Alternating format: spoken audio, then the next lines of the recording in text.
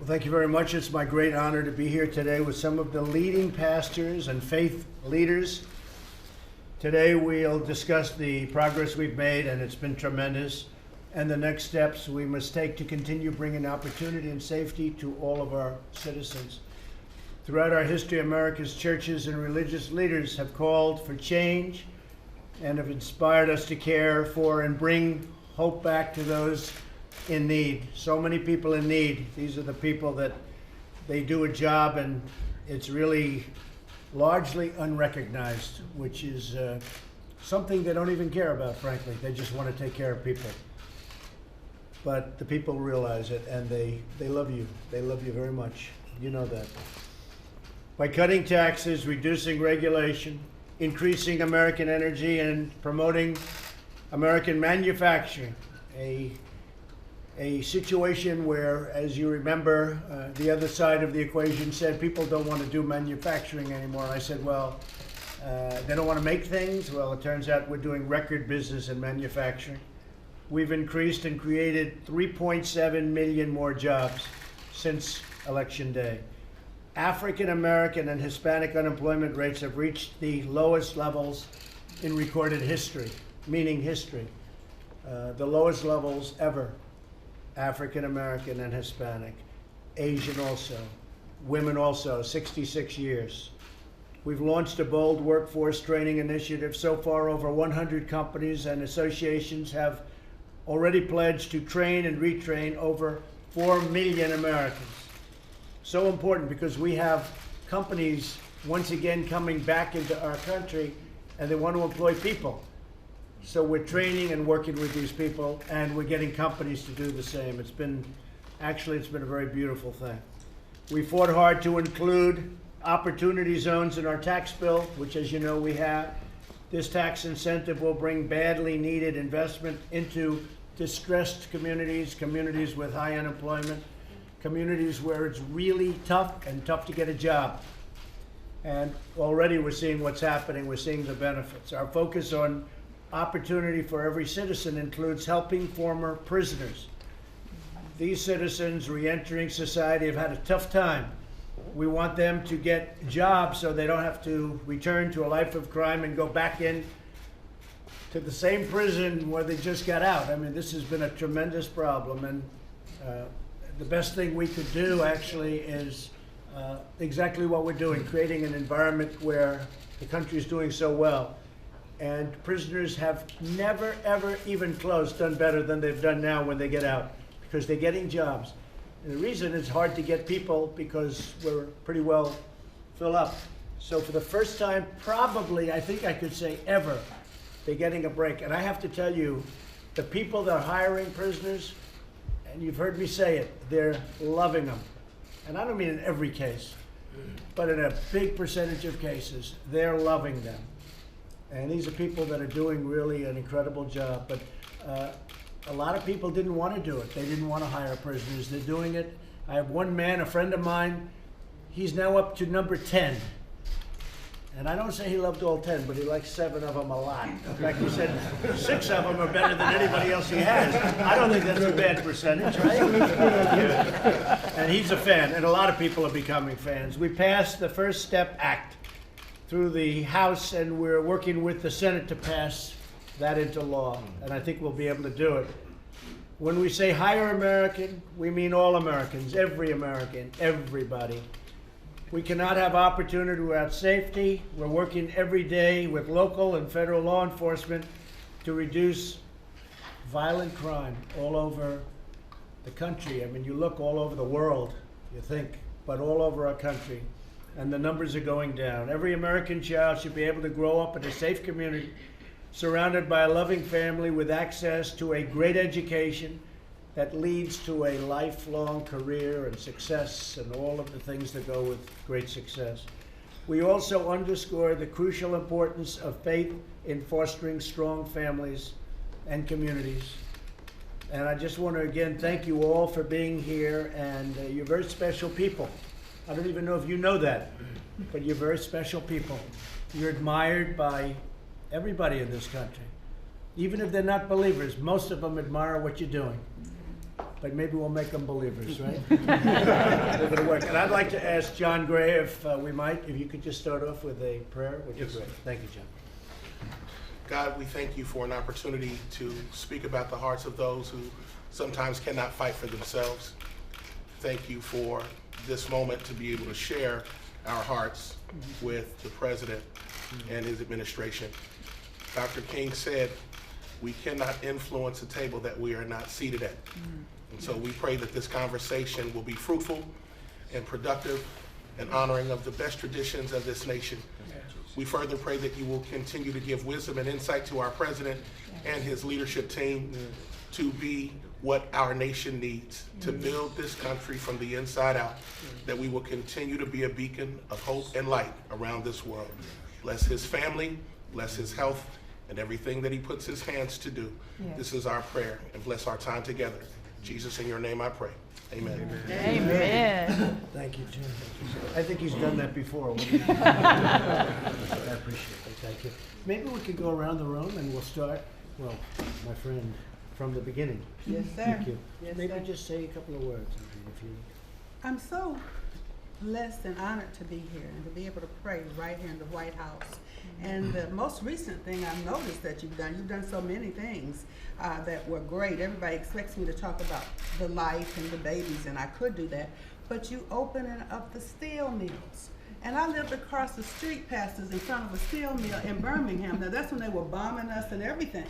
But the people were at work.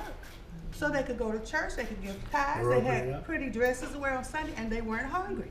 So you said you were going to reopen those steel mills. They're opening. I'll leave it at that. I won't take too much time. The dumping is stopping. You know the dumping. I saw it. Yeah. The dumping is stopping and the steel mills are opening. Yes. United States Steel just announced another 2 plants. They're up to 8. Nucor just yesterday opening a big one, a brand new one, $250 million in Florida. The steel mills are coming back. And we need steel in our country. We do. We need it for defense. We need it for a lot of reasons. We can't let that happen. They were ready to be gone. It was ready to be extinct. We had to get our steel from other countries. We can't do that. So thank you for mentioning really, that. Thank you. I saw that. Yeah, they're really open. It's an incredible story. Nice. All right. John Ponder, Las Vegas, Nevada. First of all, Mr. President, I'd like to thank you for recognizing me on the National Day of Prayer for the transformative power of Jesus that had worked in my life. Since that day, I echo your sentiments that the work that's being done in the reentry community as a result of prison reform, there are a lot of employers out there right now that are willing to hire people who are coming home from the prison system. One of the things that we've learned was that employers are not willing to hire people. They're not willing to hire projects. And because of these different initiatives, when we're able to help them to be tremendous assets to the employers and not liabilities, then they're hiring them all day long. So we just thank you for the direction that the country is going in, specifically as our partnerships with law enforcement are beginning to grow. Our Las Vegas Metropolitan Police Department has given us over 60 men and women from the police department that are serving as mentors and trainers for people coming home from the prison system. And I think that is a direct result of the direction that our country is going in. So I thank you and your administration for the hard work. Well, thank you very much. And you know, it's something that should have been done a long time ago, prison reform. And Paula and Jared, I want to really thank you for the job you've done. It's really incredible. But a lot of people are saying, you mean it's the Trump administration that's doing this? You understand. They don't believe it. But we're really making a tremendous amount of progress, and it's a beautiful thing to watch. Thank you, gentlemen. Mr. President, Reverend DeJesus from the city of Chicago, from the community of Humboldt Park, New Life Covenant Church. First of all, let me just say thank you for your boldness. Thank you for taking a stand for those that are disenfranchised. And I want to say that in the city of Chicago, there are so many pockets that's not talked about revitalization. And I know this is something in your heart, of rebuilding communities. And I look forward to partnering with you and your administration to revitalize the city of Chicago. Thank you. Thank you, Mr. President. Thank you. Yes, sir.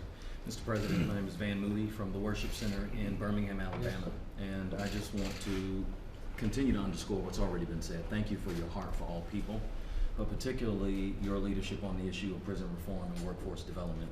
Those are 2 of the biggest issues facing Alabama. A lot of the individuals that we spend a lot of time ministering to are really hard hit in those areas. Corporations, That's the biggest issue right now in Alabama. So thank you for your Thank you leadership very on this much. issue. Thank you for being compassionate and caring about all people. It's a great state, too. Great people. Thank you. Mr. President, Kyle Searcy, Montgomery, Alabama also. I want to echo all that's been said. We're very grateful for your heart toward criminal justice reform, your heart toward the urban communities. It's very, very amazing. Montgomery, Alabama is a city that's known for unity and bringing people together, and so many things have come out of that city, and it's just very encouraging that you have a heart to begin to bring people together, work across the aisle, and get things done. Many people on our team pray for you every single day. That's really Thank you, nice. Mr. President. I appreciate it both. Thank you very much. Mr. President, Philip Godot from Sacramento, California, and don't give up on California.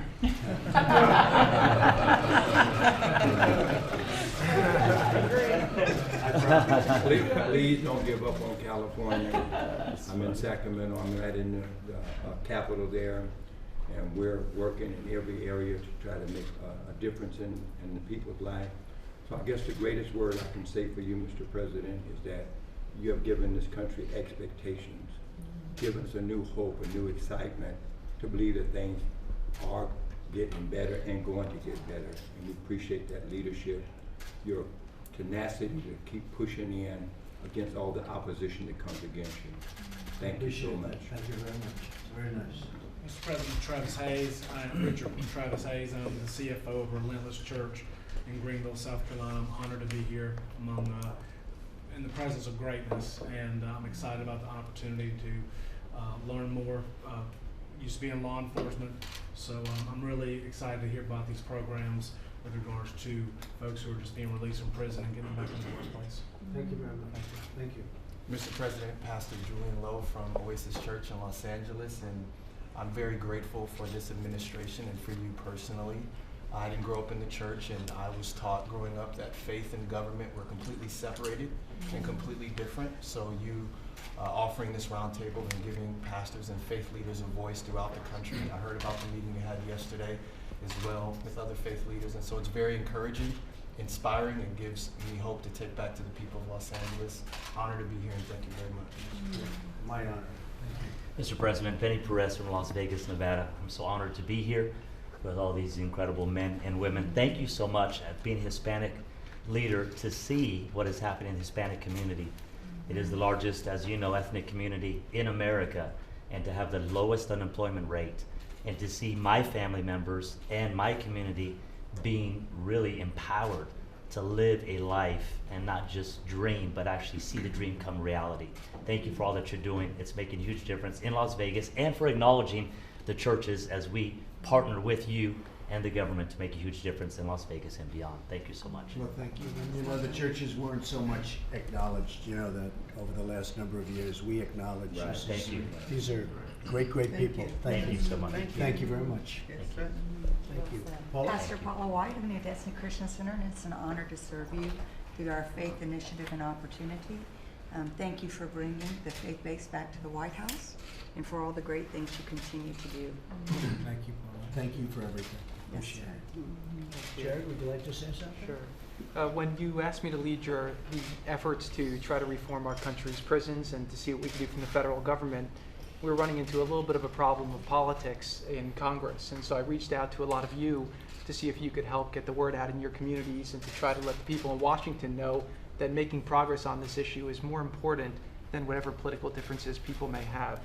You guys came to the White House, you all mobilized your communities, and we were able to get the bill through the House, and hopefully we'll have the same results in the Senate. What happened from there, though, is it opened a dialogue between this administration and a lot of you, which has led us to believe that a lot of the policies we've been pushing under the President's leadership do help all of your communities and do help your different places where you're leading, and it's enabled us to open up a further dialogue. So I'm very happy today for everyone to be here today to talk about this administration's efforts for prison reform, but also to discuss what we can work on further together to continue to make a difference for all Americans. That's really nice. And, you know, Jared's working on a lot of very important things, but this has become, I think, just about number one on your list. Who would have thought? Who would have thought? It's just been great the way you've done. We all I think I speak for the room when I say we appreciate it. Great job. Marvin. Mr. President, it's an honor to be here. When you asked us to speak, the first thing I thought about was my grandfather, and how it's an honor to be here. And you know, he passed away a few years ago, but he raised 10 kids in the inner city of Detroit. And when you were speaking, you were talking about how important faith was in the community and how it helps the family. And my grandfather did that, working odd jobs. He was a taxi driver, he cut hair, he did everything possible, but he also had them in church, and he kept them, you know, together. He was with his wife, married for I think around 50 years before he passed away. But our family was able to do things that a lot of families, you know, aren't able to do without the assistance of faith and having church and having families together. And so to hear you talking about, you know, keeping that in the communities, I think is super important. And I'm just happy for this opportunity, and just God bless you and everything you're doing, and thank you, Pastor Paul, as well. Thank you, Mark. Great family, great family. Mr. President, it's been an honor to serve you in this administration. Today is a watershed moment. It's an opportunity to learn about a community that's felt left behind for years, and the things that you're doing under your leadership could drastically change situations and speak for people who can't speak for themselves. Each one of these leaders speak for forgotten people around this country who have dealt with pain regardless of who was president. And this opportunity for you to show your leadership to move things in a different direction. So it's been an honor to serve, and look forward to continue to work with you. Thank you. That's very nice. I appreciate it. Pastor Darrell Scott, I've had the honor and privilege to work with then candidate, now President Trump, and to observe him behind the scenes and have a number of personal conversations with him. And people ask me, why do I defend him so vociferously? And I say it's easy for me to do because I know him. And he's shown me his heart, and I know he has a heart for all Americans. And I will say this administration has taken a lot of people by surprise, and it's going to surprise you guys even more, because this is probably the most proactive administration regarding urban America and the faith-based community in my lifetime. And I'll be 60 years old in December. But when I think back on, I mean, I use good hair though. I'm not going to great makeup. But to be honest, this is probably going to be and I'm going to say this at this table, the most pro-black president that we've had in our lifetime, because, and I try to, you know, analyze the people that I encounter. This president actually wants to prove something to our community, our faith-based community and our ethnic community. The last president didn't feel like he had to. He felt like he didn't have to. He got a pass. This president this administration is probably going to be more proactive regarding urban revitalization and prison reform than any president in your lifetime. If we work together, give them a chance, don't pay any attention to these guys back here. Say it, brother. And I promise you, we will do something that we will, this administration will continue to make history. It's going to be a lot of positive change. Great things on the horizon. I have to say one thing about that. So I didn't know him at all, and I'm watching one of the, I would say, unfriendly groups of broadcasters, to put it nicely. And I said, who is that guy? He was destroying them. I say, who is he? Then I saw him 2 or 3 times, and I said, I have to meet him. But I want to just thank you. You have been incredible. You are some voice. And when I heard, okay, tell him, how long are you married? Tell me. 39 years. Okay. 38 years. So I thought he was like 35 years old. So did you. He's been married. And then he said, say hello to my wife. And he said, I've been married 39 years. I said, you're married 39 years. I thought you were 35 years old, right? But you're doing a good job. You're obviously doing it right because you look great, and we really appreciate it. We're going to be all right. Right from the beginning. Jerron's been working with us a lot. And, you know, Great. He used to live on my street when he was a kid. The same city. Good job. So, Small world. Thank you, dude. Appreciate it. Mr. President, I'm Bishop Kevin L. Cabarrus, the Impact Church of Orlando, Florida. I want to thank you, and I echo the sentiments of all of the colleagues that have already spoken for your work as it relates to prison reform. And I definitely thank you for your commitment to partnering with the faith-based community. I happen to be in many rooms, in one room in particular, we had a meeting a year ago in the Oval Office, and you said to all of the faith leaders standing around your desk that I'm going to untie the hands of the faith-based community. I'm going to free you and take the muzzle off of your mouth.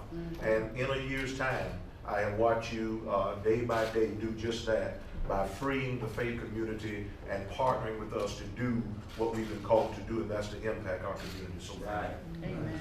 Well, one of the big things we've done is the Johnson Amendment. You know, you're free to do what you want to do now. You couldn't talk because you were afraid of a lot of bad repercussion. And we, as you know, we've taken that off. That was a bad thing. Yes, it was. That was a bad thing that Lyndon Johnson did a long time ago. You had to have a lot of power to get it done, but you now are free to say what you want, and when you want to support somebody, you support that. It doesn't have to be me. Of course, I hope it's me. But you're free. You know, you're the people that we respect, and you were really not able to say what was on your mind. And we want you to say what was on your mind and what is on your mind. So I think getting rid of that is a big, big factor. And at some point in the not too distant future, we're going to put it through Congress. In addition to just an executive order, we're going to put it through Congress. We're going to get rid of it permanently because it should not be here. Okay? We're going to work on that. Thank you. Mr. President, I'm Sharon Nesbitt, Senior Pastor of Dominion Church in Arkansas. I want to say thank you for your policies on prison reform and urban initiatives. As you know, Arkansas has one of the largest prison rates in the country, so thank you for getting us back to the table and for your faith-based initiatives to let us come to the table. Thank you very much. Great place. Great place. Thank you. Mr. President, my name is Bishop Darrell Hines from Milwaukee, Wisconsin. I pastor the Christian Faith Fellowship Church of God in Christ, and I serve on the General Board of the Church of God in Christ, where we have a 5-point faith-based initiative for inner city reform, and of course prison is one of them. And so I appreciate, first of all, being invited to the table. It's an interesting thing because I was watching news. I watch news all the time, and I saw you on news. This was just last week, and I said, you know, I would love to go and have him hear me. I said, I don't know how that's possible. I don't know anybody who I think who knows him. And then I get the call from, I don't want to call him Coconut, but I get him from Marvin Jr. He calls me and he says, listen, I want you to go with me to the White House. And I think the most interesting thing about this moment is that we hear several things, but to know you hear us is an encouraging moment. And I want to thank you for taking this time to invite us to the White House and then taking the time to hear us concerning our concerns in our community and in our faith, because they both need the ear of the president. So thank you. Very nice. Thank you. So you're surprised you get that call right after? Yes, right after. God moves in mysterious ways. You know who that is, right? Thank you, Mr. President. My name is Bill Owens, founder and president of the Coalition of African American Pastors. I'm honored to be here with you today. We've met several times. Thank you, Dr. Scott, for the invitation, Paula White, to be here. And we are with you 100%. I'm with Bishop Hines, I'm Church of God in Christ, and we're all in it together. And we will work together to make the difference. Thank you very much. Can I say something? Reverend Owens has been active with several different administrations in the past as well. He worked with President Reagan, am I right? Bush. President Bush. He marched with Martin Luther King too. Thank you very much. And it was my turn to go while everybody was Mr. President, I am certainly honored to be here with you. I'm Pastor Mike Freeman from Spirit of Faith Christian Center, 10 minutes from this house. You are invited any Sunday you would like to come. Sounds good. I'll leave a parking space open for you there so you won't have any opportunity to be delayed. This is a very critical time that we're in. One of the things I remember the most and recall about a statement you made when you were running, you said if you were able to win the White House, that Christians would have a friend in the White House. I was really eager to find out whether or not that word would be kept as such. To be sitting here with you today as a representative of the Christian community, it is so wonderful. I'm elated to know, first of all, you're a man of your word. Secondly, you have an ear to hear from God. With your having an ear to hear from God, this country is in great hands. My prayer for you is that your ear will always be open to the wisdom and the Spirit of God And I'm praying for you constantly, and everything I pray for comes to pass. God bless you. That's very nice. I'll get over it. Yes, sir, that would be I will great. get over it. Thank you. Mr. President, I'm Bishop Dale Bronner from Atlanta, the senior pastor and founder of Word of Faith Family Worship Cathedral. And I'm from the business world. My father planted a business in the hair cosmetic manufacturing business in 1947. Wow. And so we've been doing business there in Atlanta for all of these years and employing people. So thank you so much. But I love the stimulation that I see in the economy now. It is as best that it has been in so many years. And I'm so deeply, deeply grateful for all of the prison reform initiatives that I see underway. That's exciting and enthralling to me, as well as the urban initiatives that will help minority communities around this country. Thank you so much for your boldness and your courage to make great things happen, and you're making them happen. Thank you very much, Joe. I'm Bishop Harry Jackson from right here in the DC area. First of all, I really feel called to pray for you. Absolutely. And the year before as you ran, I felt that burden. I felt that feeling that you're going to win. And I'm so very thankful, as he said, that you're so open. Criminal justice reform is so critical because it prevents many African Americans and Hispanics from becoming a permanent underclass. And I think the opportunity zone concepts that you're working with are critical because it brings green power. We really don't need black power unless you got some green power working with that black power. It brings green power to our urban areas. So I believe we can break the generational curse of poverty and people who are isolated. And it's because of your boldness. And despite all that's been coming against you, you've stood your ground and you've been a champion. God bless you, sir. Thank you. Thank you. Appreciate it. John? Mr. President, John Gray, Senior Pastor of Relentless Church in Greenville, South Carolina. And I am grateful for the opportunity to be at this table. At a time in our country where faith is becoming a bit of a dinosaur, in a time of moral relativism and secular humanism, it is refreshing to know that those of us who have committed our lives to fighting for people who cannot fight for themselves have a seat at the table to share our hearts. I believe that the very best principles of Scripture call us to fight for the poor, for the oppressed, for those who have made mistakes. Criminal justice reform is an opportunity to give a second and third chance to those who want to become productive members of society. Our nation cannot forget the broken. It is in the best tradition of our nation to fight for them. And when I think about the history of the church in this country, we have always fought for those who could not fight for themselves.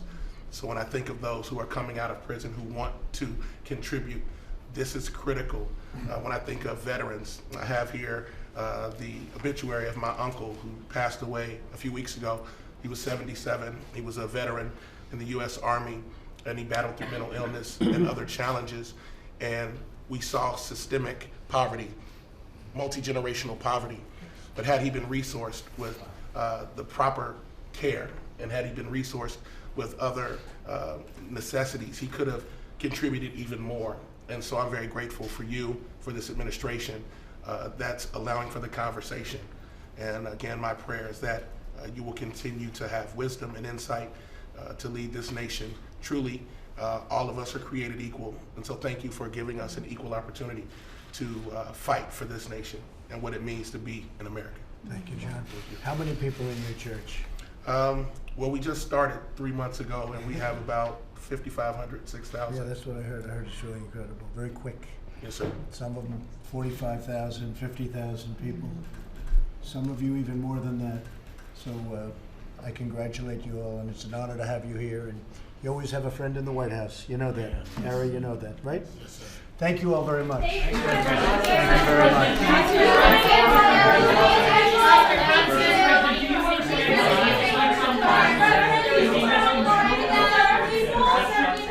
Thank you very much. Thank you.